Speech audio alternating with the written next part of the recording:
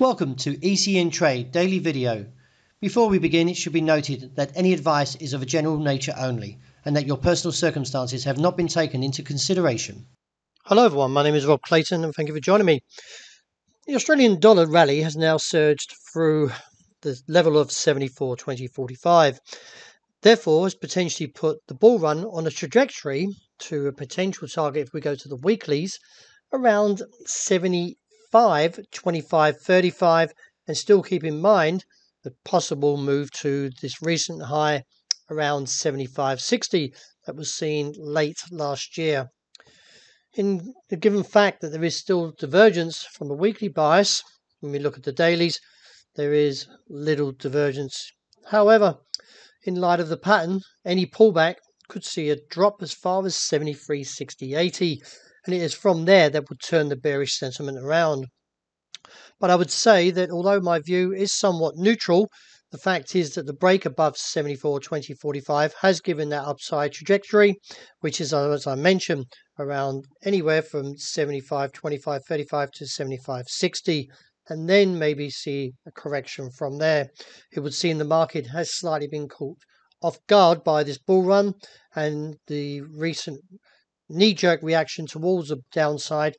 I do anticipate possibly seeing one of these candles again very soon. In light of the pattern for euro, the market has rebounded slightly as the US dollar, which measures the greenback strength against a basket of 6 major currencies, remains flat at 98.40. As investors slowly digest the recent speech by US Federal Reserve Chairman Jerome Powell, which was somewhat hawkish, is that the market is still anticipating further rate hikes, and the way his speech was read or come across from Monday could see an aggressive rate hike of around 50 basis points. The US Federal Reserve raised its benchmark rate, that is, by 25 basis points last week, and was the first since 2018. However, they have penciled in 6 additional rate hikes for the rest of 2021, which I do anticipate should strengthen the US dollar. In terms of that, I feel that any upside attempt for the euro should struggle anywhere from 110.90 to 111.15 after 4 consecutive attempts failed.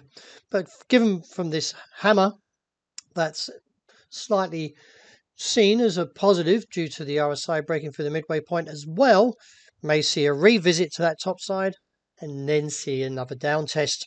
In the broader aspects, I'm still calling 107.50 to around 107.80 as a potential target. So therefore could see this rise towards that top side and then back down again. Looking at the monthlies, we can see that dollar yen is now posting fresh highs around that was seen in early 2016. In light of the pattern, we are extremely overbought from the monthly and from the weekly and also from the daily here. I feel the market is attempting to possibly see a rejection soon, and if this does end up as a gravestone or a shooting star, then therefore could see another down test in the coming days, and that is a move away from the 121.35 to 121.60 resistance area and look back towards the bottom side around 120 to about 119.40-45, depending, that is, how strong the bull trap is. Nevertheless, an overheated ADX also combines with the overbought conditions. So yes, I feel that the market is very long and a rejection is coming soon. The sterling keeps its bullish bias and now looks towards 133. I feel from the strong candle from Tuesday could still see a further uprise. That is towards 133.15 to 133.90. In UK economic data ahead is the CPI numbers, and therefore looking to a slightly higher number of 6%, with the previous month printing at 5.5. The Bank of England will be keeping a very close watch on these numbers, and therefore could put more chitter-chatter in the market of another rate hike in their next meeting. Nevertheless, the technicals are still bullish, and I still feel that a break beyond 133.15, as I mentioned, could see a stretch to 133.90.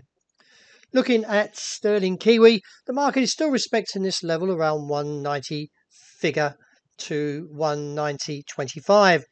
As long as we maintain above this level from a New York close, then I feel the market will eventually pick up from the bullish divergence seen from the RSI, which still looks relatively strong, and therefore see a rise up towards 190.140 to 192 figure 40, and with that call or trajectory to the top side still holding at 194.2050.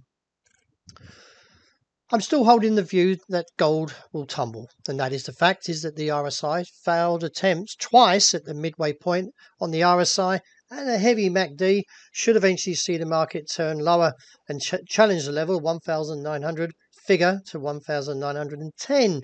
Now a break there will give further indication towards 1,874 to 78, or maybe towards this bottom here, somewhere around 1,800. And lowering it to around 56 to 60. Nevertheless, there is a slight head and shoulders coming through here, so a break of 1,900 could give the confirmation to that bottom side, and as I stated in the report, anywhere from 1874 to 1856. With the technical support in this view, limits the upside with resistance seen around 1,938 and a cap around 1,948.54. As you can see, the ranges are getting very wide, and especially for oil, as it's holding in a 107 to 112 band. The market is getting a little bit whipsawed, as there was some evidence in the press that the EU appears less likely to ban Russian oil. Nevertheless, as I mentioned, the support and resistance levels are getting wider, and at this stage I'm holding a neutral view until we get some kind of strong indication. And while it's whipping around these wide ranges, it's very hard to trade. But for those that want to trade in this kind of environment, could see a further move up to 114 to 116 before another down test back towards 103. Well, that wraps it for the day. Thank you very much for joining me. And as always, look out for the intraday report. I hope you enjoy the rest of the day.